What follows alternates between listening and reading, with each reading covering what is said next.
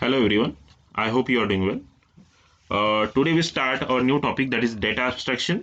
हम इसे थोड़ा सा और हमने इसके बारे में थोड़ा बहुत तो पहले पढ़ा है, बट इसको थोड़ा सा डिटेल में और समझेंगे. ठीक है, so let's start. So abstraction refers to add the representation of essential features without including the background details of the explanation. Okay, so पहले पहले पढ़ लेते हैं, उसके बाद मैं आपको ये पूरा समझा के बताऊंगा. Okay, Classes are the concept of the abstraction and are defined as a list of abstract attributes and function to operate these attributes. They encapsulate all the essential properties of the object that are to be created. Okay, so हम इसी example के साथ मैं आपको समझा के बताता हूँ कि उसमें क्या करना, यानी इसका मतलब क्या है. ओके, सो हमारा एक क्लास है, राइट. हमारा एक क्लास है, क्लास नेम है हमारा item, right. Class item. Okay, उसके उसके कुछ वेरिएबल्स है, right.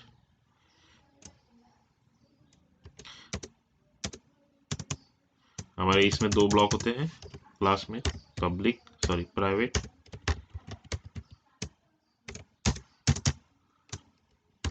Int number,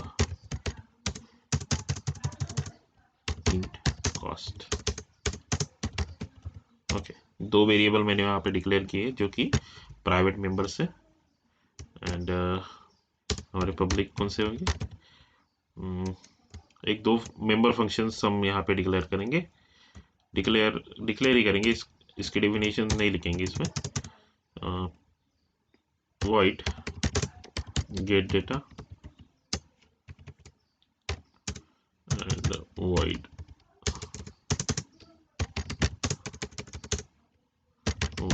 show data. Okay, हमने यहाँ पे दो यहाँ पे मेंबर फंक्शंस डिराइव कर दिए हैं, राइट. अब यहाँ पे क्या होगा कि मुझे इन सब को एक क्या करना पड़ेगा, मेन फंक्शन में यूज करना पड़ेगा. जब तक मैं इनको मेन फंक्शन में कॉल ना करूं तब तक मेरा जो भी है, जो भी ये क्लास बनाया है वो कोई काम का नहीं है, राइट. क्योंकि हमें अगर उसे एग्जीक्यूट करना है तो हमें उसे मेन फंक्शन में ही ऑब्जेक्ट बनाना पड़ता है, राइट. सो ये हमारा मेन फंक्शन है.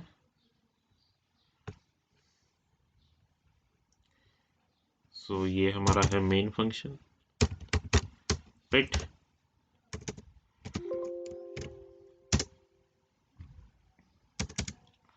अब यहाँ पे मैं कॉल करूंगा पहले तो सबसे पहले इसके ऑब्जेक्ट को कॉल करूंगा, राइट. सो इसके अगर मैं ऑब्जेक्ट को कॉल करता हूँ तो आइटम मतलब उस क्लास का नाम, राइट. सो ये जो वेरिएबल हम क्रिएट कर रहे हैं, अब ये क्या हो गया, हम वेरिएबल क्रिएट कर रहे हैं एक्स नाम का, ठीक है. सो ये हो गया हमारा क्लास टाइप का वेरिएबल, ठीक है. ये जो हम एक्स कहेंगे इसे वो कहेंगे class type of variable of class type. Okay, और अब यहाँ पे हमें इसका ऑब्जेक्ट, यहाँ पे हम वैसे ऑलरेडी ऑब्जेक्ट क्रिएट कर चुके हैं, इसे हम ऑब्जेक्ट क्रिएट करना भी बोलते हैं, राइट. सो यहाँ पे उसको यूज कैसे करना है, एक्स डॉट गेट डेटा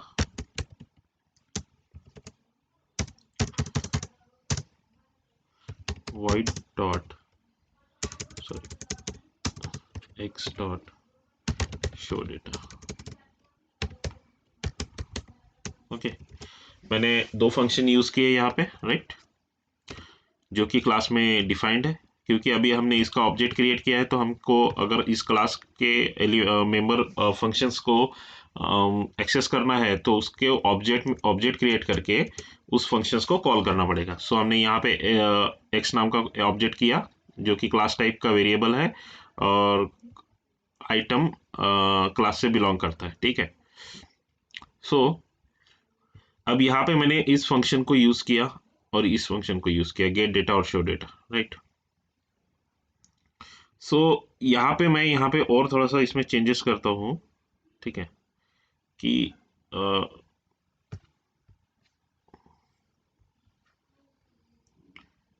इसकी एक डेफिनेशन लिखते हैं हम, राइट, और यहाँ पे एक फंक्शन को डिराइव करते हैं। ओके, यहाँ पे मैं एक फंक्शन लिखता हूँ, फंक्शन void add। ये मैं प्राइवेट में डिक्लेयर किया है मैंने इसको, ठीक है। अब ये प्राइवेट में है, बट मैंने इसे गेट डेटा में यूज किया है, ठीक है, गेट डेटा में यूज किया है।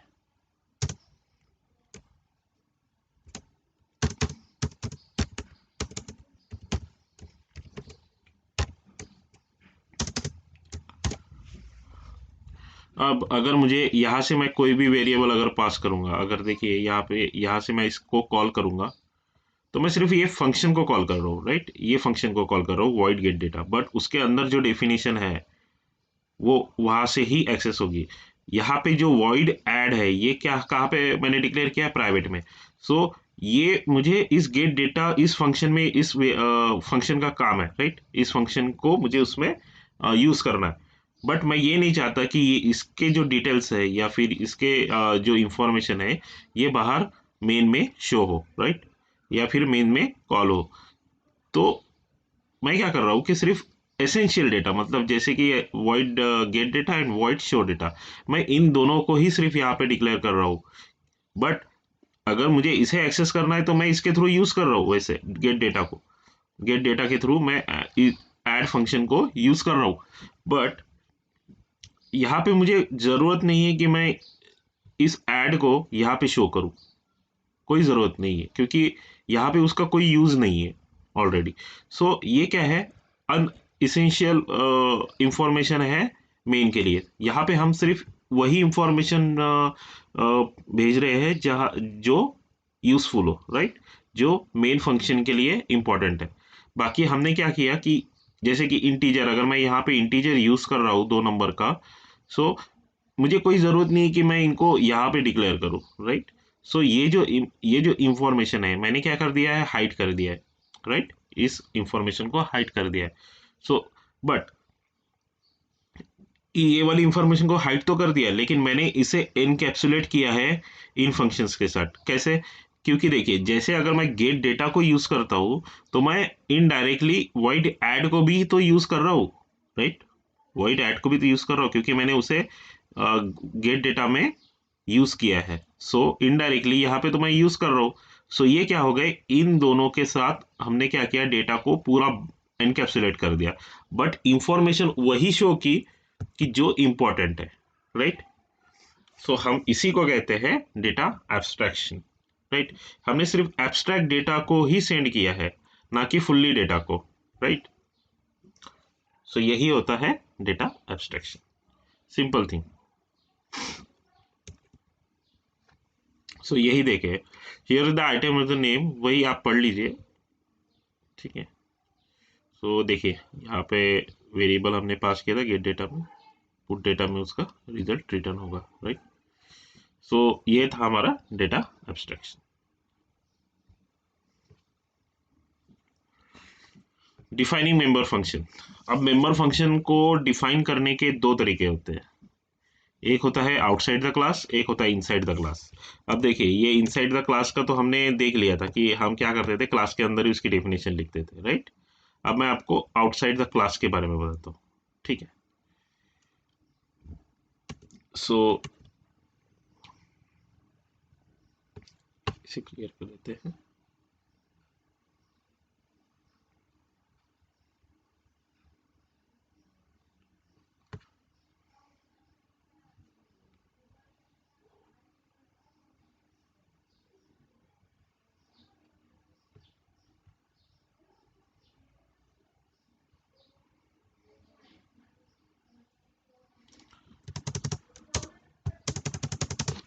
सो यहाँ पे हमारे ये सब रिमूव कर देते हैं, ठीक है। यहाँ पे मैं क्लास बनाता हूँ, ठीक है, लेकिन उसकी डेफिनेशन मुझे बाहर लिखनी है, राइट। सो क्लास आइटम से ही यूज करेंगे, क्लास आइटम,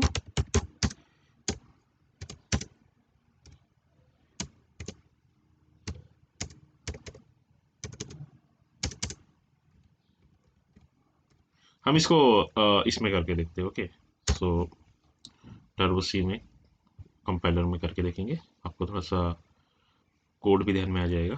ठीक है,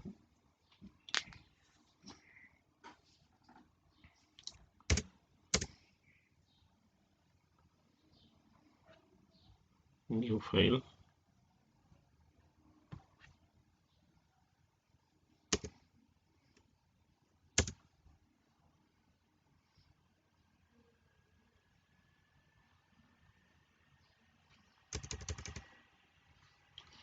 ठीक है। अब यहाँ पे मैं एक वेरिएबल डिक्लेयर करता हूँ, सॉरी क्लास डिक्लेयर करता हूँ, क्लास आइटम। ओके, सो यहाँ पे हमारे दो वेरिएबल्स रहेंगे, एक होगा public, sorry private, private,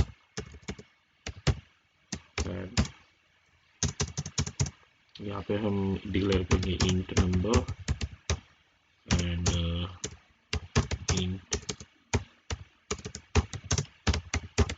count. Okay, so ये हमारे दो मेंबर्स डिक्लेयर हो गए। अब ये जो हम कर रहे हैं ये आउटसाइड द क्लास वाला है। ठीक है, हम क्या कर रहे थे कि यहीं पे उसको उसके डेफिनेशन को लिख के उसको यहीं पे रन कर देते, राइट। सो यहाँ पे हम ऐसा करने वाले नहीं है, हम यहाँ पे लिखेंगे void गेट डेटा इंट,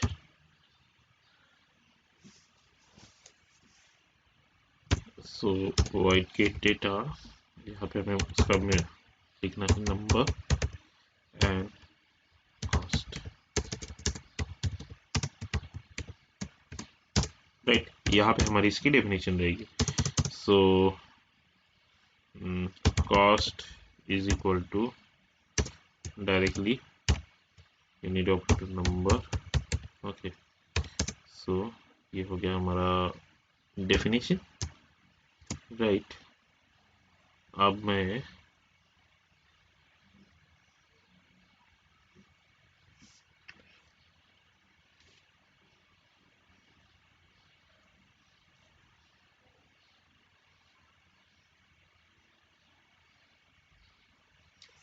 यहाँ पे हम इसको एक्सेप्ट कर लेते हैं। ठीक है, ठीक है, okay.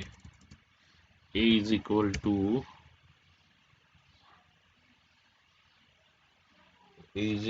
Number is equal to, okay, इसको थोड़ा सा चेंज करेंगे क्योंकि वेरिएबल पास होगा तो हमें नंबर में डालना है, इंट है एंड ओके, और यहाँ पे भी चेंज करना है a and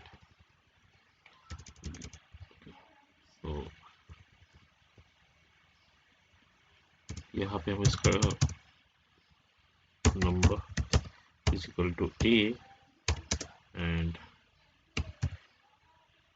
count is equal to b, right.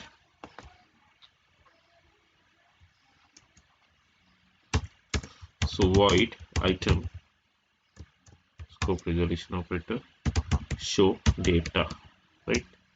ये हम क्या कर रहे हैं, function definition outside the class. Okay, so यहाँ पे मैं यूज करूंगा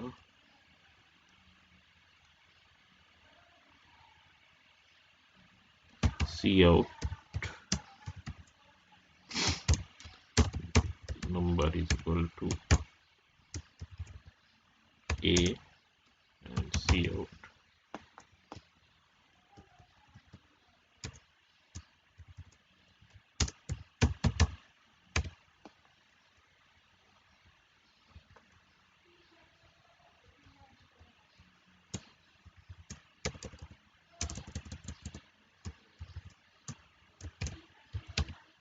cost is equal to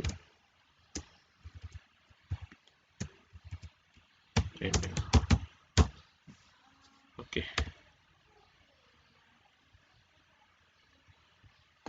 सो ये हमारी फंक्शन डेफिनेशन हो गए है। अब इसे क्लोज करके हम मेन फंक्शन में से कॉल करते हैं, void main। देखते हैं हमने सही से कोड लिखा है या नहीं, CLRSCR item x, right, x dot get data, अभी हम भेजेंगे 4,5, okay, and x dot show data, okay,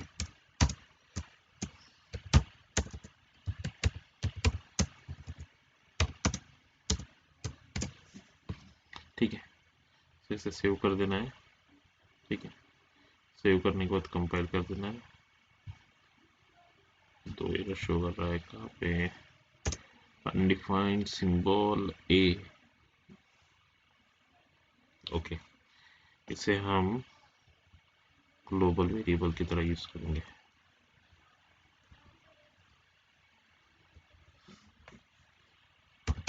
int ए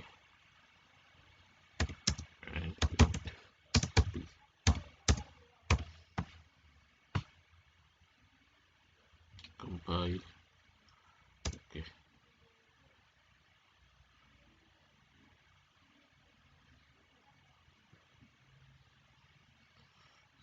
नहीं, इसे इस तरह से यूज नहीं करना है। वैसे तो ग्लोबल वेरिएबल इसी तरह इसे ये करते हैं। हमें यहाँ पे, क्योंकि हम ए और बी को थोड़ी ना प्रिंट कर रहे हैं, हम नंबर और कॉस्ट को प्रिंट करेंगे ना।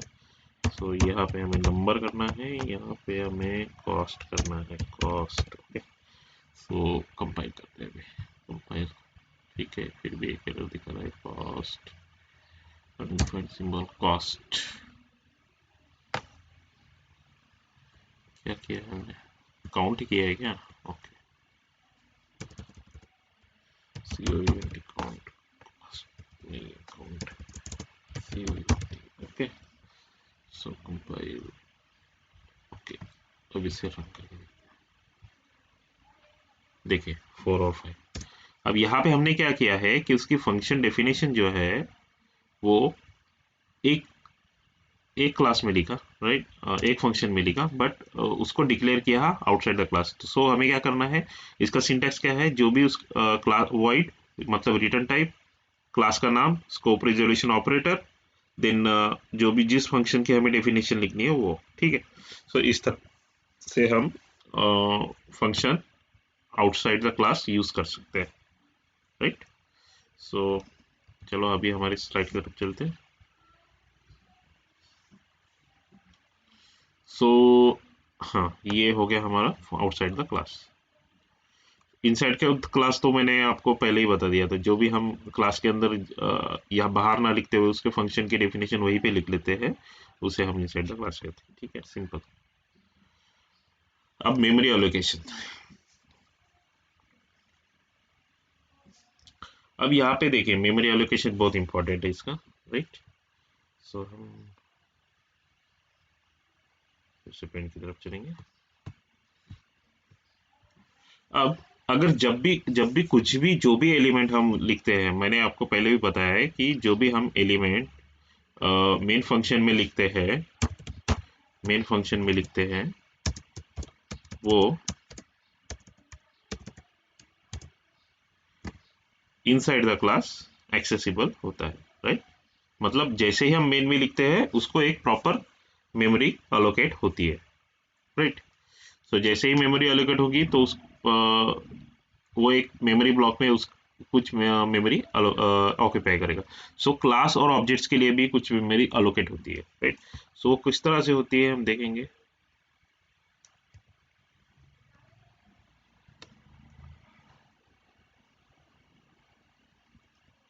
अभी मैं एक फंक्शन लिखता हूँ, एक मान लो क्लास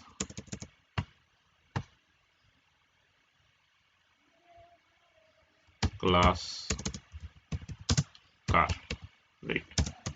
इसकी प्रॉपर्टी क्या होगी, private private colour,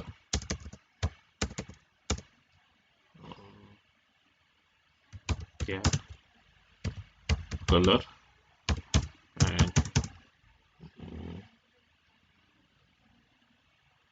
integer serial number, ठीक है। यहाँ पे दो फंक्शन यूज करेंगे, प्राइवेट पब्लिक।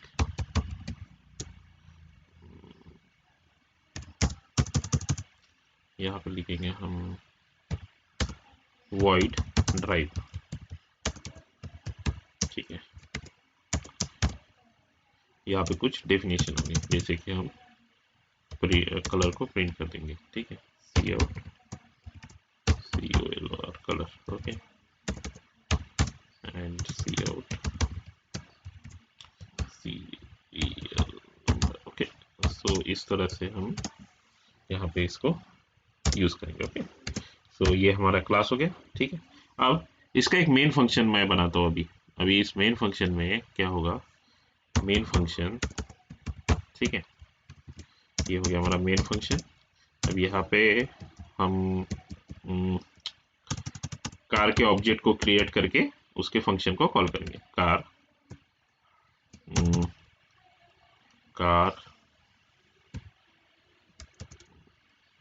बलेनो, ठीक है।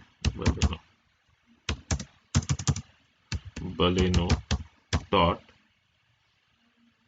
कलर ड्राइव, ये हमारा फंक्शन हो गया, ठीक है।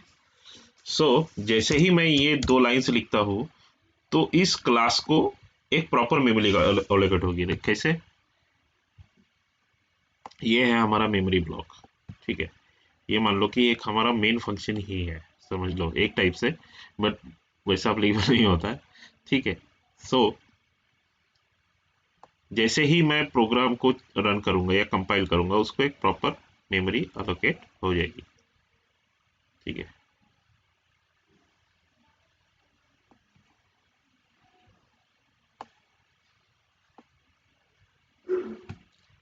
ये हमारा मेन फंक्शन हो गया, ठीक है। जैसे ही मैं मेन फंक्शन में कार डॉट बोलेनो करूंगा, यहाँ पे इस फंक्शन के लिए, इस क्लास के लिए मेमोरी क्रिएट होगी। अब यहाँ पे हमारा होगा मेंबर वेरिएबल,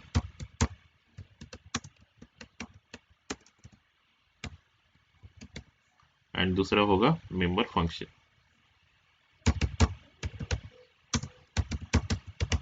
इन दोनों के लिए एक अलग से मेमोरी अलोकेट हो जाएगी, राइट। इन सब के लिए जो भी एलिमेंट कार में है, जैसे कि प्राइवेट में अगर कैरेक्टर भी है तो भी इनके लिए भी मेमोरी अलोकेट होगी, राइट, सबके लिए। क्योंकि जब जैसे मैं कार नाम का कोई भी ऑब्जेक्ट क्रिएट करता हूँ, कार नाम का कोई भी ऑब्जेक्ट क्रिएट करता हूँ, सो उसको एक मेमोरी अलोकेट हो जाती है, जो भी वो उसको रिक्वायर्ड मेमोरी होगी वो अलोकेट हो जाएगी, राइट। अब इस ऑब्जेक्ट को लेके मैं ड्राइव नाम से ड्राइव फंक्शन को कॉल कर रहा हूँ, कहाँ पे, यहाँ पे, ये है हमारा मेन फंक्शन। सो मैं यहाँ पे अगर, ये है हमारा मेन फंक्शन, ये पूरा मान लो कि ये मेन फंक्शन है हमारा, ठीक है। यहाँ पे मैं जैसे ही कार के बारे में बोलूंगा तो यहाँ पे मेंबर वेरिएबल और मेंबर फंक्शन उसके अलोकेट हो जाएंगे। सो मैं इससे कहूंगा कार, ठीक है। सो ये कार नाम से यहाँ पे जो भी उसको मेमोरी अलोकेट होगी उस क्लास को, ठीक है, मेंबर वेरिएबल और मेंबर फंक्शन को। बट जैसे ही मेंबर फंक्शन को मैं यहाँ पे कॉल करूंगा, अगर मान लो यहाँ पे लिख देता हूं मैं कि बलेनो डॉट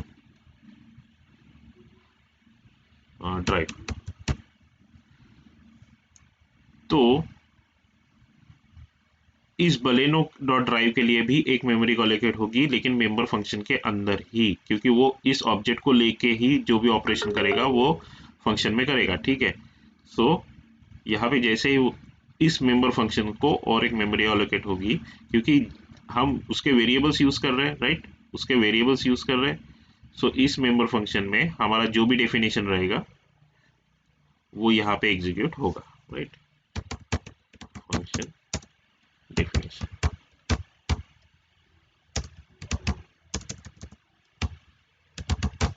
ठीक है। सो जैसे ही बलिनो डॉट ड्राइव को मैं कॉल करूंगा, मेंबर फंक्शन जो होंगे इसके, उसको उसमें एक मेमोरी अलोकेट होगी फिर से मेमोरी ब्लॉक में, और उसमें हमारी मेंबर फंक्शन डेफिनेशन होगी, एग्जिस्ट करेगी, राइट। सो उसके उसके बिहाफ पे वो वही ऑपरेशन करेगा और रिजल्ट को रिटर्न करेगा, ठीक है। सो इस तरह से मेमोरी एलोकेशन होता है। तो इसको हम और थोड़ा सा देख पढ़ के देखेंगे, ठीक है। The memory space for all member function is allocated when they are defined as a part of the class specification. Okay. All the objects belonging to the class uses the same member function. Separate memory location for the objects are allocated when they are declared. अब देखिए यहाँ पे मैंने जैसे ही declare किया तो इसको अलग मेमोरी एलोकेशन हो गया, ठीक है। क्योंकि जब तक मैं इसको यूज ना करूं तब तक इन फंक्शंस का कोई मतलब नहीं। हाँ, भले ही मैंने कार नाम का जो भी वेरी क्लास का जो भी ऑब्जेक्ट है वो उसको क्रिएट किया, बट उसके साथ सभी क्रिएट हो गए, मतलब मेंबर वेरिएबल क्रिएट हो गया, मेंबर फंक्शंस भी क्रिएट हो गए, बट उसको तब तक मेमोरी दूसरी एक्स्ट्रा मेमोरी असाइन नहीं होगी जब तक बेलेनो डॉट ड्राइव या फिर किसी मेंबर फंक्शन को मैं यूज ना करूं। अगर मैं इस फंक्शन को यूज ही ना करूं तो इसका कोई मतलब नहीं है, राइट। उसको उतनी ही मेमोरी एलोकेट होगी। लेकिन जैसे ही मैं इस बलेनो डॉट ड्राइव को कॉल करता हूं तो उसके लिए एक अलग से मेमोरी क्रिएट हो जाती है जिसमें हमारा फंक्शन डेफिनेशन होता है और उसी के बिहाफ पे हम उसको रन करते हैं, ठीक है। सो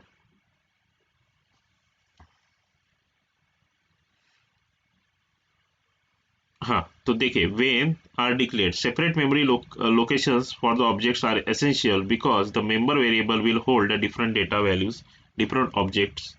ओके, सो यहाँ पे डायग्राम है, देखिए। अभी देखिए यहाँ पे हमने क्लास के लिए तो सिंपल एक member function 1 member function 2 variable भी है इसमें, राइट।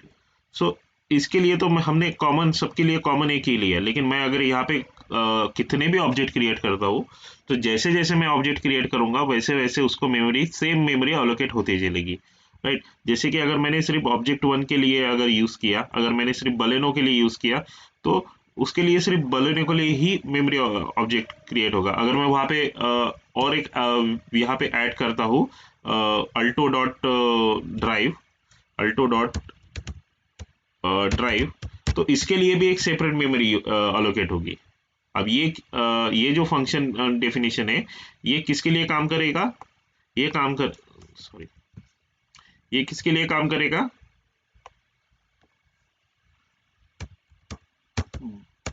बलेनो ऑब्जेक्ट के लिए। और ये और एक मेमोरी इसमें क्रिएट होगा दूसरा फंक्शन। अगर मैं यहाँ पे लिख देता हूँ थोड़ा सा, यहाँ पे और एक मैं अगर अल्टो अल्टो डॉट ड्राइव अगर मैं ऐसा कुछ क्रिएट करता हूँ, ये गलत हो गया एक्चुअली, यहाँ फंक्शन चाहिए,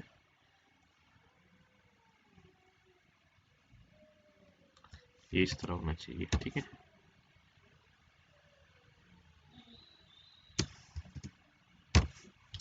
सो यहाँ पे जैसे मैं अल्टो डॉट ड्राइव तो इसके लिए भी एक अलग मेमोरी एलोकेट होगी।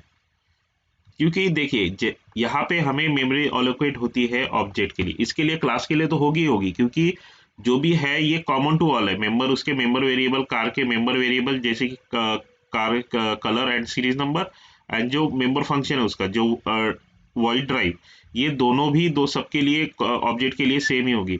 बट जैसे जैसे मैं ऑब्जेक्ट्स उसके क्रिएट करते चलूंगा वैसे वैसे उसके लिए एक सेपरेट मेमोरी अलोकेट होती जाएगी, राइट। सो हर ऑब्जेक्ट के लिए एक सेपरेट मेमोरी अलोकेट होती है, ठीक है। तो इसके लिए एक अलग मेमोरी क्रिएट होगी, राइट। यहाँ पे भी फंक्शन डेफिनेशन होगा,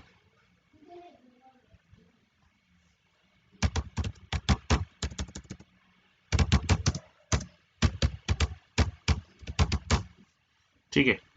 बट ये किसके रिगार्डिंग होगी, अल्टो के रिगार्डिंग होगी, ठीक है। सो इस तरह से हमें मेमोरी अलोकेट होती है जब भी हम उसको मेन फंक्शन में डिक्लेयर करते हैं, तो इस तरह से हमें मेमोरी अलोकेट होती है। सो क्लास को इस तरह से मेमोरी अलोकेशन किया जाता है, राइट, और उसके ऑब्जेक्ट्स को, ठीक है।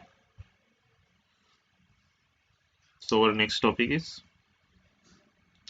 data member, static member functions, array objects और object as a function argument. ये तीनों हम नेक्स्ट लेक्चर में पढ़ेंगे, ठीक है। So today we stop here, student. Stay safe and goodbye.